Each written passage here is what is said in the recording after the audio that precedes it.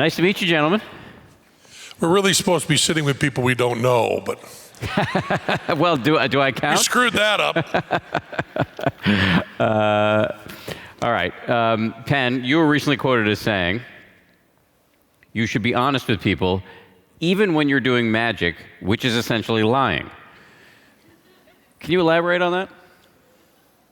Yeah, I don't think people should ever leave a show, any sort of entertainment, with information that the person that was doing the entertainment knows to be false. The rule we try to follow, which is, as far as I know, more stringent than any other magicians, is what I call the sawing a person in half rule, which is when someone does a trick where they saw a person in half on stage, nobody really, except children or maybe someone who is seriously mentally ill, leaves the theater thinking that they've witnessed a murder.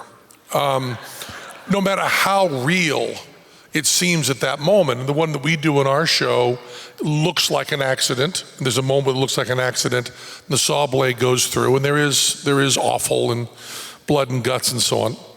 But nobody leaves the theater thinking that they've been party to a murder. And that seems like a really good rule for how you do all magic. Now that may seem like it's easy to follow, except there's an area of magic called mentalism, which is pretending to read minds. And as many people stepped up and said that there was no evidence for ESP, and there was no mind reading, and there was no supernatural, people started falling into this, I do this with psychology, I do this by reading body language, I do this by memorization. There were all these hedges. So people would end up leaving the theater thinking that this magic trick that they'd seen, which was done with sleight of hand or electronic gimmicks or something like that, had been done with some sort of cutting edge technology or body language. And that is considered totally okay among magicians and mentalists, the vast majority, and we think it's wrong. So the idea is that all art is in some level lying. It's at some level fantasy.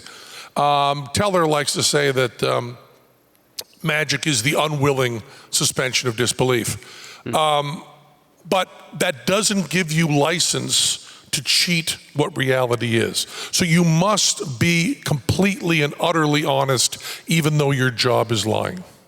When parents ask, after we do our sawing in half, ask me to reassure their children that she'll be all right, I say, yes, she'll be all right in the morning. We sent her home in 2 taxis tonight.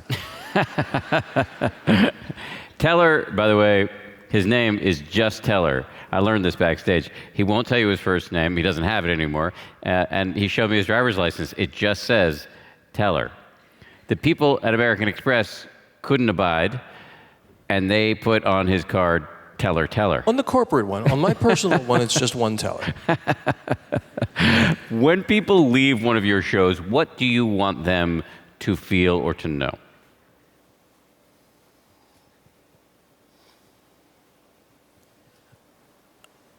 I'd love them to know that people who openly say that they're deceiving them can fool them at the same time. And that's, in the outside world, you can be fooled by a lot of things. You can be fooled if, for example, someone has just died and someone comes to you and says, I can speak to the dead. You're emotionally vulnerable and you can be fooled in a way that's very destructive to yourself. Our art form is to lie to people openly, have them look at it with full skepticism, to stare at it, say, that bowl of water is empty, I can't see where the coins or the fish are coming from, and leave that theater going, wow, if a couple of guys can lie to me openly and still fool me, how vulnerable am I in the outside world? What is the importance of skepticism in your work and in your message? Well, Teller just answered some of that. I think skepticism and atheism are, which I believe are the same, are which many people disagree with. I believe are really, really important because you cannot have community, you cannot have love unless you have a shared reality. And anything that comes from within, any revelation that comes from within, by definition can't be shared. So what science did for us mostly was science gave us a reality that we could share and talk about. So if I feel the presence of my dead mother with me, that's personal, that's poetic. But if I'm going to actually talk about what death means, we have to go with things that we've proven. And proof has been given such a hard, cold kind of connotation, whereas another way to say proof is just something you can share. It's another way to say love. If I believe there's a God in the universe and I can't prove it, I have said nothing to the community. If I think there's such a thing as black holes and I can give some evidence to that, that's a way of showing love for other people. Now, magicians are this very small, little, unimportant corner. You know, the silly people dealing with epistemology. You know, we're the ones that jokingly deal with how one ascertains truth. But for our little part, I think that showing that you can artistically deal with fantasy while in reality doing tricks is the most important lesson that human beings can learn, the difference between fantasy and reality. And whether you're taught that by the Three Stooges, who were, when I was young, the best teachers of the difference between fantasy and reality, or whether you're taught that by video games, which nowadays is how my children learn about fantasy and reality, is realizing that they can die in a video game and it's not really dying. That difference between fantasy and reality is the difference between personal space and shared space. And that line between personal space and shared space is the definition of love. And in a very, very, very small way, that's what magicians should be dealing with. A lot of the things you said will be controversial with some people in the audience, especially when you're talking about you're basically saying that skepticism and atheism are identical. Can you not be a skeptical person about there being no God? Say that again? I think there's no controversy. Is there anybody in the world that believes in God anymore? I haven't heard of anybody. It's gone. Settled. You and Nietzsche. Do you not think you can be a person of faith and be skeptical? Well, I mean, for example, Francis Collins, head of the NIH, National Institutes of Health, obviously a very successful science. A huge part of science, as we all know, is skepticism. He's an evangelical Christian. He sure is, and he's also a brilliant, brilliant scientist, and I would like him to bring some of that scientific knowledge that he has into proving God and sharing it with us. I think that exactly what I said. If it's a totally personal revelation that you cannot give any evidence for, then that's fine, but don't claim it has anything to do with anyone else. And he kind of does that. He's kind of pretty good at compartmentalizing.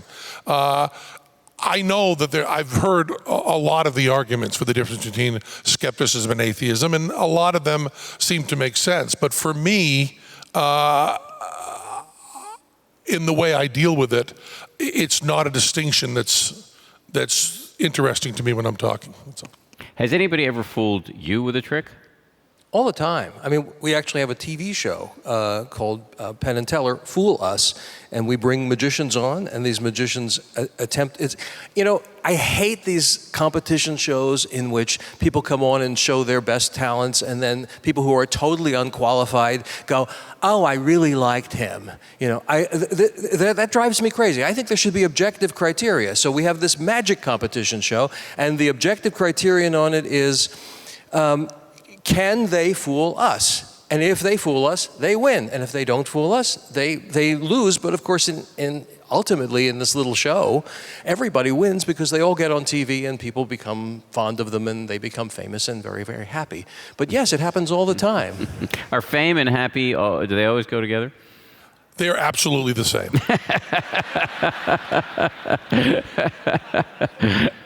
I don't think any skepticism was brought to bear in the assertion there. 40 years. First of all, congratulations. That's a long time to be doing this. You guys are... You're both alive, meaning you have not killed each other. How has your working relationship evolved over these decades? Well, it evolved in the first 2 or 3 years, and then kind of stayed, I think. We spent most of the first 6 years, I think, fighting. But when you've been together for 40 years, 6 years seems like 2. Yeah, the great good fortune we had was we were brought together by a mutual friend. We liked that friend very much, and I still do, and so does Penn. But we were not friends at all. We found ourselves very useful to each other, found working together very, very, very good, and that's very helpful. We maybe socialized 4 times a year, possibly, but making enough of a separation that we know that what we're doing is working and it's our responsibility to work. We don't miss shows. Neither of us shows up drunk because neither of us drinks. We're just very reliable. I trust Penn absolutely, completely. Yeah, we trust each other, and not to be overly dramatic, but it's literally true with our lives. We do things that are dangerous, that are supposed to appear dangerous, and could really be dangerous if we weren't doing it right. The other thing that's different about our partnership is that many artistic partnerships are love affairs. I mean, Lennon and McCartney certainly fell in love. Gilbert and Sullivan were certainly in love. Martin and Lewis, way over the top in love. And when you have an emotional, cuddly attachment to somebody that you're also working with, when the cuddly attachment fades in any way, it's cataclysmic. It's horrible, and your heart is broken. Teller and I never started with any affection towards each other whatsoever. That's really true. I mean, it was really kind of there's some people you meet and right away you kind of want to hug them, and it's kind of an animal thing. And with Teller and I, it was like an email relationship before email. I mean, it's totally intellectual. We think that we do better work together than we do separately. We are polite to each other within reason, although there are exceptions of that. We never apologize, which I think is really important. We both have... No, that really That's really true. Yeah, that's really just true, a way yeah. to continue a fight. Apologizing is just an excuse to keep fighting. I said that to you because I was a little bit edgy that day because, You're always edgy, I'm Pat. always a God damn little it. edgy, yeah. But you was a sketch. You have kind of gotten me edgy over the days with being so tight-ass about stuff. That's where you keep But fighting. I'm not tight-ass, really. That's where you keep fighting an instead of apology. just letting it go. And also, neither of us have, we both have terrible, terrible memories. So we have to hire somebody to remember who we're pissed off at. Like journalists, write stuff like we totally suck, and we find out 6 months later they're doing a fundraiser and we want to go do it for free. Probably the person organizing this pissed us off and we just fucking forgot it.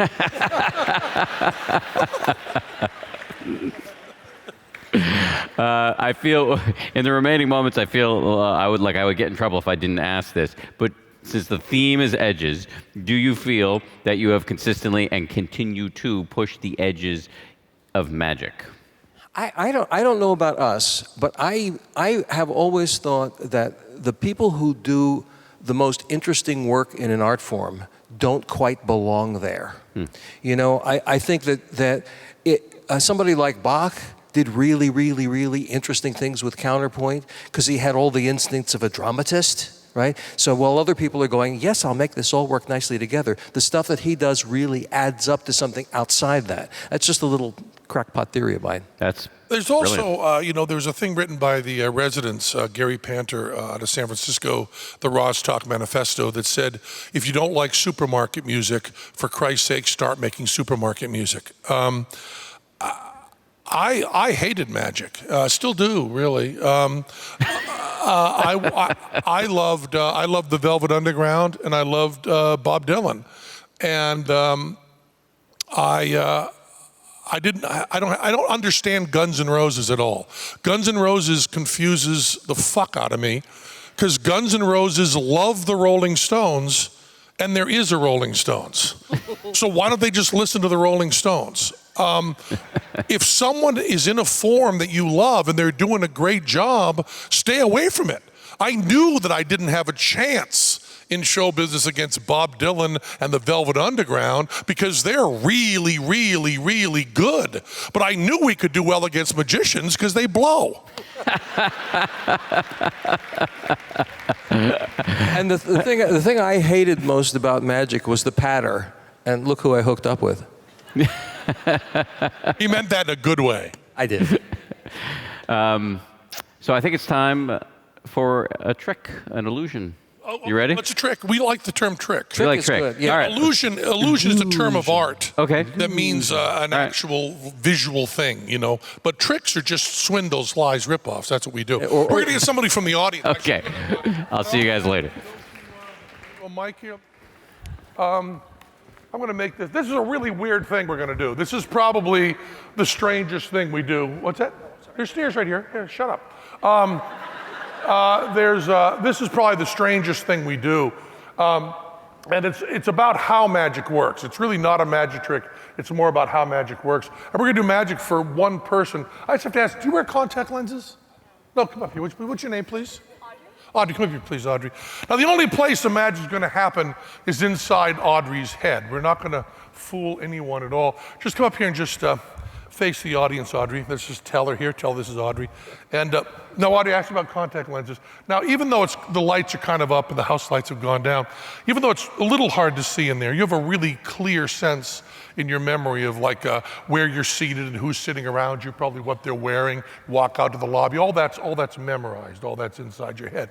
Well, during this bit, we're going to ask you to go to your memory, go inside your head to your imagination. There's a few times during that, we're going to ask you to close your eyes.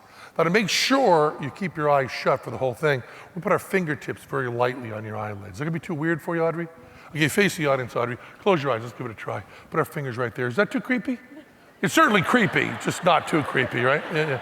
Okay, you can open your eyes now. Audrey, when I say close your eyes, I suggest you do it right away because we're coming in. And if you don't, it turns into a Three Stooges routine, and you're standing right on the great Curly Howard spot right there. Take this ring there, Audrey, and just examine it. It's just a solid ring. There's nothing fancy about it. Got a good set. Now put that around my neck so you know right where that is. Would you please, Audrey? Now face the audience, Audrey. Now, as I said, the only magic in this room will be happening inside Audrey's head. So please, all of you, try to watch the next few tricks from just inside Audrey's head, okay? That's the point of view. Put your hands up just like this so they're touching, okay? Wonderful. I want you to know just where we are, so we're rubbing our fingers right down your arms there, Audrey. You have a real sense of where we are, Audrey. Now close your eyes, Audrey, close your eyes. One fingertip on each eyelid, one fingertip on the back of each hand. You can feel Teller on the back of your right hand, and I'm right over here on your left there, Audrey. Now imagine our fingers, imagine our hands, imagine our wrists, then just reach out and hold our wrists, Audrey. Hold Teller with your right, me with your left. Get a good grip there. Hold tight, but leave your elbows loose so we can move. This is gonna be really easy to imagine, okay? You're gonna be able to hear this and feel this. You can hear and feel me leaning over, Teller reaching across. He's grabbing that ring that you put around my neck. So imagine Teller holding the ring you put around my neck. That's easy. This next thing is impossible, but I still want you to imagine it. I want you to imagine that Teller rips the ring through my neck and links it onto your arm without you letting go of this wrist. Okay, it's impossible, but I still want you to imagine it. Imagine Teller rips the ring through my neck and links it onto your arm. Feel that, Audrey? Open your eyes, open your eyes. Is that solid there, Audrey? Is that solid? Totally unbroken there, Audrey? It's gonna get a little weirder there, Audrey. Face the audience there. Close your eyes there, Audrey. One fingertip on each eye, one fingertip on each hand. Now reach across, Audrey, with your right hand and grab the ring and slide that right off your arm there, Audrey. Slide it off your arm. I want to stay in constant contact with you there, Audrey. Now, Audrey, bring the ring above your left arm and tap it a couple times. Now, it's really easy to imagine that ring, isn't it, Audrey? Because you're holding it and also tapping it. Now, raise that ring a few inches above your arm and hold it there nice and still. Now, in just a moment, Audrey, I'm going to count to 3. Right after I count to 3, on the next beat, Audrey, you're gonna let go of that ring. Just let it drop completely, let it fall. But it's gonna feel weird, Audrey. You're gonna expect that ring to hit this arm, but it won't. Instead, Audrey, imagine this. When you drop that ring after I count to 3, the bottom of the ring will open up, it'll suck your arm in, and then it'll heal up completely.